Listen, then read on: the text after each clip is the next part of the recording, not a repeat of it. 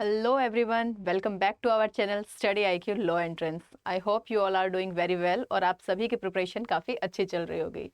तो स्टूडेंट्स, आज के इस पर्टिकुलर सेशन में हम लोग बात करने वाले हैं कॉन्टेंजेंट कॉन्ट्रैक्ट्स के बारे में। ये ऐसे कॉन्ट्रैक्ट्स हैं जो कि फ्यूचर अनसर्टेन इवेंट्स के ऊपर डिपेंडेंट होते हैं कि कुछ भी काम करना या ना करना एक फ्यूचर अनसर्टेन इवेंट के ऊपर डिपेंडेंट करता है कि अगर वो चीज़ होगी तो ये कॉन्ट्रैक्ट वैलिड होगा, अगर वो चीज़ नहीं होगी तो ये कॉन्ट्रैक्ट वैलिड होगा। ये वाली चीज़ें होती हैं। तो हम लोग स्टार्टिंग से डिस्कस करते हैं इस चीज़ को। तो ये जो हमारा आता है, ये हमारा सेक्शन नंबर जो है वो 31 से लेके 36 जो है इंडियन कॉन्ट्रैक्ट एक्ट का, उसके अंदर ये सारी चीज़ें कवर होती है कॉन्टिजेंट कॉन्ट्रैक्ट से रिलेटेड। तो सबसे पहला हमारा आता है सेक्शन 31। सेक्शन 31 में बेसिकली हम लोगों को दी हुई है कॉन्टिजेंट कॉन्ट्रैक्ट्स क्या होते हैं उसकी डेफिनेशन। तो एक बार हम लोग देख लेते हैं। कॉन्टिजेंट कॉन्ट्रैक्ट्स एक ऐसा कॉन्ट्रैक्ट है कुछ करने के लिए या कुछ ना करने के लिए अगर कोई इवेंट होता है या नहीं होता है। अनसर्टेन फ्यूचर इवेंट्स का मतलब ये है कि जो प्रोमिसर होता है और जो प्रोमिसी होता है उन दोनों को ही उस इवेंट के बारे में नहीं मालूम होता कि वो इवेंट होगा या नहीं होगा। उन दोनों पार्टीज के लिए वो अनसर्टेन है। ठीक है, तो ऐसे कॉन्ट्रैक्ट्स को हम लोग बोलते हैं कॉन्टेंजेंट कॉन्ट्रैक्ट्स, जो कि फ्यूचर अनसर्टेन इवेंट्स की हैपनिंग और नॉन हैपनिंग के ऊपर डिपेंडेंट होते हैं।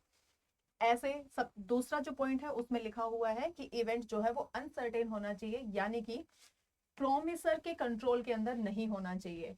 अगर प्रोमिसर के कंट्रोल में हुआ तो डेफिनेटली वो कुछ ऐसी चीजें कर देंगे या फिर नहीं करेंगे जिसकी वजह से वो प्रोमिस जो है वो कंप्लीट हो, कि उसको कुछ भी पे करना पड़े प्रोमिसी को। ऑब्वियस सी बात है, कोई भी इंसान अपना नुकसान तो चाहेगा नहीं ना, सामने वाली पार्टी का ही चाहेगा। तो इसलिए अनसर्टेन होना चाहिए और वो प्रोमिसर के कंट्रोल में नहीं होना चाहिए।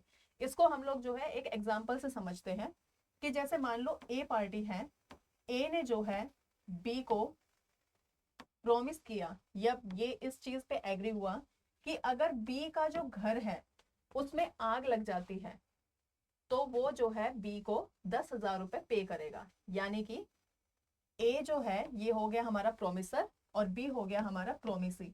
तो ए पार्टी ने बी पार्टी को ये वाली चीज बोली है कि अगर आपके घर में आग लग जाती है, यानी कि ये एक फ्यूचर इवेंट है, अभी तो आग लगने वाली है नहीं, इन फ्यूचर अगर आपके घर में आग लग जाती है तो फिर मैं आपको 10,000 रुपए जो है पे करूंगा। अगर तो उसके घर में आग लग, तो ये मतलब बेसिकली ये जो है हमारा कंटिजेंट कॉन्ट्रैक्ट हो गया, जो कि एक फ्यूचर अनसर्टेन इवेंट के ऊपर डिपेंडेंट है कि बी के घर में अगर आग लगी तो ए जो पार्टी है वो बी को 10,000 रुपए पे करेगा। ठीक है, ये हमारा एग्जाम्पल है। अब हम लोगों ने जो है ये चीज देखी है कि अगर फायर लगती है जो कि एक अनसर्टेन इवेंट हो गया और वो प्रोमिसर के हाथ में भी नहीं है। अब ये तो है नहीं कि प्रोमिसर जो है वो जाके उसमें आग लगा दे। ये वाली अगर चीजें हो जाएंगी तो ऑब्वियस सी बात है कि कॉन्ट्रैक्ट वॉइड हो जाएगा, क्योंकि वो अनसर्टेन तो हुआ ही नहीं ना, आपने ही जाके कर दिया। तो वो चीज जो है अनसर्टेन होनी चाहिए और प्रोमिसर के हाथ में नहीं होनी चाहिए। दूसरी चीज, हैपनिंग या नॉन हैपनिंग के ऊपर डिपेंड करता है। ठीक है, या तो वो चीज हो रही है या फिर वो नहीं हो रही। अगर बी के घर में आग लगी तो ही ए जो है वो लाइबल है उसको 10,000 रुपए देने के लिए। अगर आग नहीं लगी तो इसका मतलब ये है कि कॉन्ट्रैक्ट जो है वो इन्फोर्सेबल नहीं हो रहा है, क्योंकि उनका जो कॉन्ट्रैक्ट है वो इसी चीज पे बेस्ड है, ये हैपनिंग के ऊपर। अगर ये हैपनिंग हो जाती है तो फिर ए जो है वो बी को पैसे देने के लिए लाइबल होगा। आगे बढ़ते हैं हम लोग। जो सेकंड है हमारा वो आता है सेक्शन नंबर 32, जो कि बात करता है इन्फोर्समेंट व्हेन इवेंट हैपेंस। यानी कि जो फ्यूचर अनसर्टेन इवेंट है अगर वो चीज हो जाती है तो कैसे इन्फोर्स होता है हमारा प्रोमिस या हमारा कॉन्ट्रैक्ट कैसे इन्फोर्स होता है।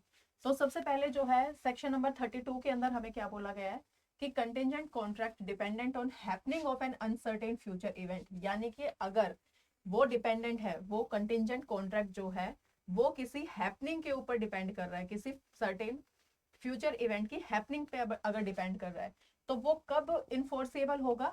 जब वो इवेंट हो जाएगा। यानी कि जब बी के घर में आग लग जाएगी तभी ए लाइबल है उसको पैसे देने के लिए। ठीक है, यानी कि उस इवेंट की हैपनिंग होना जरूरी है तभी वो इन्फोर्स होगा। अगर वो इवेंट इम्पॉसिबल हो जाता है, यानी कि जो फ्यूचर इवेंट उन लोगों ने डिसाइड किया था कि इस चीज के ऊपर जो है हमारा कॉन्ट्रैक्ट जो है बेस्ड रहेगा, अगर उस इवेंट को करना इम्पॉसिबल है, उसकी परफॉर्मेंस करना इम्पॉसिबल है, तो वहां पर क्या चीज होती है, वो कॉन्ट्रैक्ट वॉइड हो जाता है, यानी कि उस कॉन्ट्रैक्ट को नहीं किया जाएगा, क्योंकि वो वाली चीज हुई ही नहीं है, उसके घर में आग लगी ही नहीं है, नहीं लग रही आग, तो बी ए जो है वो कभी भी लाइबल होगा ही नहीं, जब तक ये आग नहीं लगती तब तक ए लाइबल नहीं है बी को पैसे देने के लिए।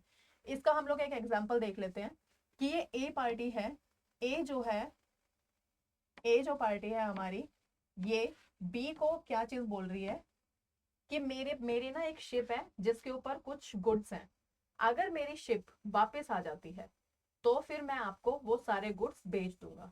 ठीक है, यहाँ पर उनका एक अनसर्टेन वो है, शिप है, शिप डूब डूब भी सकती है, शिप का आना या ना आना एक अनसर्टेन इवेंट हो गया। तो ए ने ये वाली चीज बोली, अगर मेरी शिप वापस आती है तो उस पर जो गुड्स है वो मैं आपको बेच दूंगा, बी को बोलता है। ठीक है, लेकिन क्या चीज होती है कि उसकी जो शिप है वो डूब जाती है। अब शिप डूब गई मतलब उसका सामान भी डूब गया है, इम्पॉसिबल हो गया उसको परफॉर्म करना, इम्पॉसिबल हो गया, इसलिए ये वाला कॉन्ट्रैक्ट जो है वो वॉइड हो जाता है। यहाँ पर हमने लिखा भी हुआ है कि अगर शिप जो है उसका वापस आना इम्पॉसिबल है, यानी कि शिप डूब गई है, तो कॉन्ट्रैक्ट क्या हो जाएगा हमारा, वॉइड हो जाएगा। ये वाली चीज उसमें बोली गई है, यानी कि कॉन्ट्रैक्ट का इन्फोर्समेंट उस इवेंट की, उस अनसर्टेन फ्यूचर इवेंट की हैपनिंग के ऊपर डिपेंड करता है। अगर वो नॉन हैपनिंग है, मतलब या उसको जो है किया नहीं जा रहा, उसकी परफॉर्मेंस इम्पॉसिबल हो गई है, तो इसका मतलब ये है कि कॉन्ट्रैक्ट जो है वो वॉइड हो जाएगा। ये है हमारा सेक्शन नंबर 32। अब हम आते हैं सेक्शन नंबर 33 पर, जो कि बात करता है enforcement when event does not happen, यानी कि इवेंट की नॉन हैपनिंग के ऊपर डिपेंडेंट है जो हमारा कॉन्ट्रैक्ट है, कि अगर कोई इवेंट नहीं हुआ तो लाइबल होगा पर्सन। ठीक है, अपना प्रॉमिस फुलफिल करने के लिए। इसमें क्या चीज बोली गई है कि कॉन्टिजेंट कॉन्ट्रैक्ट जो है वो ऐसे इवेंट पर बेस्ड है, मतलब एक नॉन हैपनिंग ऑफ इवेंट के ऊपर बेस्ड है, कि अगर वो काम नहीं हुआ, वो इवेंट नहीं हुआ, तो फिर जो है ये लाइबल होगा, यानी कि वो कॉन्ट्रैक्ट जो है इन्फोर्सिएबल होगा, दूसरी पार्टी जो है वो करेगी कॉन्ट्रैक्ट में आगे, मतलब लाइबल हो जाएगी, उसको जो भी काम उसको करना है या कुछ गुड्स दे रहे हैं या फिर पे करना है, उन सब चीजों के लिए लाइबल हो जाएगी, यानी कि कॉन्ट्रैक्ट जो है वो इन्फोर्सिबल हो जाएगा। जब कब होगा ये, या तो वो इवेंट जो है वो इम्पॉसिबल हो जाएगा या फिर उसकी हैपनिंग नहीं होगी, यानी कि non happening of the event. Impossible होने का मतलब भी यही चीज है कि वो नॉन हैपनिंग मोड में चला गया है। ठीक है, तो ये वाले जो हमारे कंटिजेंट कॉन्ट्रैक्ट्स होते हैं वो इवेंट की नॉन हैपनिंग के ऊपर डिपेंड करते हैं, नॉन हैपनिंग ऑफ इवेंट और इम्पॉसिबल टू परफॉर्म, अगर वो इवेंट हो गया है तो ही पार्टीज जो है लाइबल होगी। इसका भी हम लोग एग्जांपल देख लेते हैं कि ए ने जो है बी को, ए पार्टी ने बी को ये वाली चीज बोली कि वो इनको जो है 10,000 रुपए देंगे अगर ए की शिप वापस नहीं आई तो। ठीक है, यहाँ पर क्या चीज होती है, अगर ए की शिप जो है वो डूब गई, यानी कि वो वापस आने की कंडीशन में है ही नहीं, डूब गई तो वापस कैसे आएगी। ठीक है, अब ये जो इवेंट की परफॉर्मेंस है ना वो हो गई है इम्पॉसिबल, एक डूबी हुई शिप को कोई कैसे वापस लेके आ सकता है, तो यहाँ पर क्या होगा कि ए जो पार्टी है वो लाइबल हो जाती है बी को 10,000 रुपए देने के लिए, इम्पॉसिबल हो गया है क्योंकि वो। ठीक है, तो ए ने किस चीज के लिए एग्री किया था बी से कि अगर उसकी शिप वापस नहीं आई तो वो उसको पैसे पे करेंगे, यानी कि 10,000 रुपए जो है देंगे। अब उसकी शिप जो है वो डूब गई, जैसे ही उसकी शिप डूबी है वैसे ही ए जो है बी को 10,000 रुपए देने के लिए लाइबल हो गया, यानी कि ये कॉन्ट्रैक्ट जो है वो इन्फोर्समेंट में आ गया, ये कॉन्ट्रैक्ट हमारा वैलिड हो गया। ये था हमारा कंटिजेंट कॉन्ट्रैक्ट जो कि नॉन हैपनिंग ऑफ इवेंट के ऊपर डिपेंडेंट था। फिर हमारा आता है सेक्शन नंबर 34। सेक्शन नंबर 34 जो है वो हमारा बात करता है future conduct of living person, यानी कि जो कॉन्ट्रैक्ट है वो बेस्ड है किसी थर्ड पर्सन की या किसी लिविंग पर्सन जो है उसके किसी कुछ चीज करने पे, उसके कंडक्ट के ऊपर डिपेंडेंट है। जैसे कि इसको हम लोग ना एग्जांपल से समझेंगे, पहले एक बारी जो है ये चीज देख लेते हैं कि contingent on how a person will act, जो बंदा हमने इन्वॉल्व किया है, जो थर्ड पर्सन है, जो लिविंग पर्सन है, वो किस तरीके से एक्ट करता है उस चीज के ऊपर जो है हमारा ये कॉन्ट्रैक्ट जो है वो लाइबल होता है, परफॉर्म कर रहा होता है उस तरीके से, ठीक है। अगर इवेंट जो है इम्पॉसिबल है, when that person does something making future performance impossible। ये था हमारा इस सेक्शन नंबर 34 जिसके अंदर बात करी हुई थी future conduct of living person के बारे में, कि किसी पर्सन के कंडक्ट के ऊपर डिपेंडेंट है तुम्हारा कॉन्ट्रैक्ट, ठीक है। तो उसको हम लोग ये वाली चीज बोलते हैं। एग्जाम्पल इसका ले लेते हैं कि यहाँ पे देख लेते हैं, ये है ए, ये पार्टी हो गई हमारी बी, ठीक है। इन दोनों के बीच में जो है एक कॉन्ट्रैक्ट होता है। यहाँ पर लगा लेते हैं कि ये है इसका बेटा डी और ये हो गई इसकी बेटी सी। ए और बी जो है वो दोनों मदर हो गई, ए मदर हो गई सी की, बी मदर हो गई डी की। ए ने जो है बी को ये वाली चीज बोली कि अगर तुम्हारा बेटा मेरी बेटी से शादी करता है तो मैं आपको 10 लाख रुपए दूंगी, ठीक है। यानी कि इनका जो ये कॉन्ट्रैक्ट है, जो ये कंटिंजेंट कॉन्ट्रैक्ट है, ये बेस्ड है इसके ऊपर, थर्ड पर्सन के ऊपर। ये अगर ये लड़का डी सी से शादी करेगा तो ही बी को 10 लाख रुपए मिलेंगे। अब यहाँ पर क्या होता है, मान लो कि डी ने जो है वो अपनी गर्लफ्रेंड से कर ली शादी, यानी कि एक्स से। डी कर लेता है एक्स से शादी, तो यहीं पर अब ये जो है सी से तो शादी कर नहीं सकता क्योंकि बाइगैमी हो जाएगी अगर वो सी से शादी करेगा। तो यानी कि इसके पार्ट पर, डी के पार्ट पर इस इवेंट को करना इम्पॉसिबल हो गया। एक और शादी तो वो नहीं करेगा, तो ये इवेंट हो गया इम्पॉसिबल, यानी कि अब जो है डी सी से शादी नहीं कर सकता। तो इनका कॉन्ट्रैक्ट यहीं पे ही वॉइड हो जाएगा। अब जो है ए लाइबल नहीं है बी को 10 लाख रुपए देने के लिए। दूसरा सिनेरियो अगर हम देखें कि इन सी जो है वही जो है अपने बॉयफ्रेंड से शादी कर लेती है, तो यहाँ पर भी इवेंट जो है वो करना इम्पॉसिबल हो गया क्योंकि डी तो अब नहीं कर सकता ना शादी। मैडम तो अपने बॉयफ्रेंड से शादी करके बैठ गई है, वाई से शादी करके बैठ गई है, तो अब ये इसके साथ कैसे शादी करेगा। तो यहाँ इस वाले केस में भी ये वाला जो कॉन्ट्रैक्ट होगा ये वॉइड हो जाएगा, क्योंकि जो परफॉर्मेंस है जो थर्ड पर्सन के ऊपर, हमारी थर्ड पर्सन के कंडक्ट के ऊपर जो था ना, उसके पार्ट पर वो परफॉर्मेंस नॉन हैपनिंग मोड में चली गई है कि वो कर ही नहीं सकता, वो इम्पॉसिबल टू परफॉर्म हो गया। तो ऐसे सिनेरियो में जो है कॉन्ट्रैक्ट वॉइड हो जाता है। लेकिन अगर डी सी से शादी कर लेता है तो फिर ए जो है वो बी को 10 लाख रुपए देने के लिए लाइबल हो जाती है, ठीक है। फिर इनकी जैसे ही शादी होगी वैसे ही ए को बी को जो है 10 लाख रुपए देने पड़ेंगे, उनका कॉन्ट्रैक्ट इन्फोर्सिबल हो जाएगा। ये वाली चीज बताई गई है हमें इसमें। जैसे कि हमने ये भी देखा है कि ए ने जो है बी को ये चीज बोली कि अगर सी डी से शादी करेगा या करेगी तो ए जो है वो बी को पैसे देगी। लेकिन उनके शादी से पहले जो सी है उसी ने एक्स के साथ में शादी कर ली, तो यहाँ पर कॉन्ट्रैक्ट क्या हो गया हमारा, वॉइड। यानी कि थर्ड पर्सन के कंडक्ट के ऊपर परफॉर्मेंस जो है अगर वो इम्पॉसिबल हो जाती है, उस कॉन्ट्रैक्ट के अंदर जो अनसर्टेन फ्यूचर इवेंट था वो इम्पॉसिबल हो जाता है, तो वहां पर कॉन्ट्रैक्ट वॉइड हो जाता है। लेकिन अगर उसने जो थर्ड पर्सन है उसने ऐसा कंडक्ट किया कि वो इवेंट हो गया, परफॉर्म कर दिया उसने, तो फिर ये कॉन्ट्रैक्ट क्या हो जाता है हमारा, इन्फोर्सिएबल हो जाता है, ठीक है। ये था हमारा सेक्शन नंबर 34। चलते हैं हम लोग सेक्शन नंबर 35 पर। 35 बात करता है कंटिंजेंसी विद फिक्स्ड टाइम, कि ऐसे कॉन्ट्रैक्ट्स, ऐसे कंटिंजेंट कॉन्ट्रैक्ट्स जिसके अंदर एक टाइम पीरियड भी दिया हुआ है। ऐसे सिनेरियो में क्या होता है कि जो उस टाइम पीरियड के अंदर ही वो वाली चीज होनी या नहीं होनी चाहिए, मतलब हैपनिंग हो चाहे नॉन हैपनिंग हो, जो मर्जी हो, लेकिन वो एक टाइम पीरियड के अंदर ही होनी चाहिए।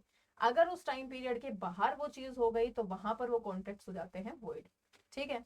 तो सबसे पहले हम लोग सेक्शन 35 में देख लेते हैं कि इसके अंदर ना 3 सिचुएशंस हम लोग जो है कवर करने वाले हैं। सबसे पहली क्या है, अगर इवेंट जो है वो हो जाता है एक फिक्स्ड पीरियड ऑफ टाइम के अंदर, तो वहां पर क्या होगा, कॉन्ट्रैक्ट हो जाएगा इनफोर्सिएबल।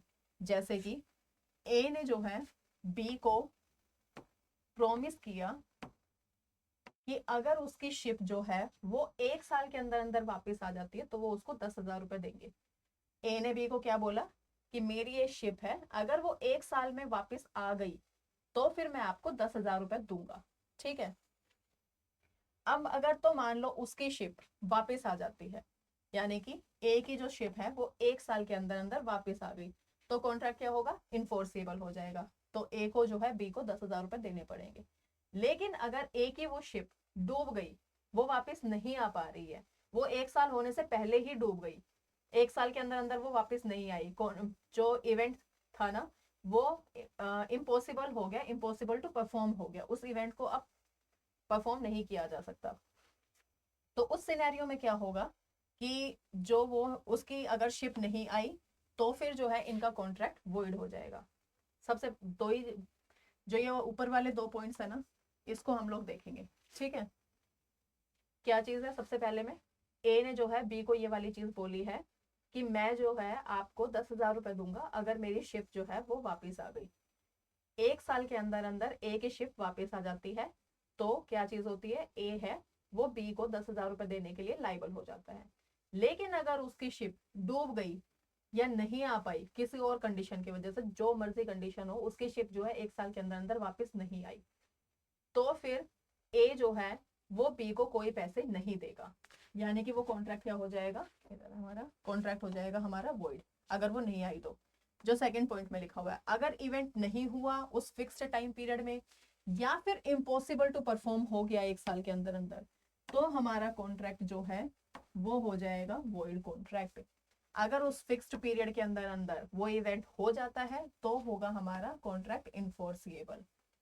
फिर हम लोग आते हैं थर्ड पॉइंट के अंदर, if contract contingent on event not happening with in fixed time, यानी कि अगर मान लो ए ने जो है बी को ये वाली चीज बोली कि 1 साल के अंदर अंदर मेरी शिप वापस नहीं आई, रिटर्न नहीं हुई, तो मैं आपको 10,000 रुपए दूंगा।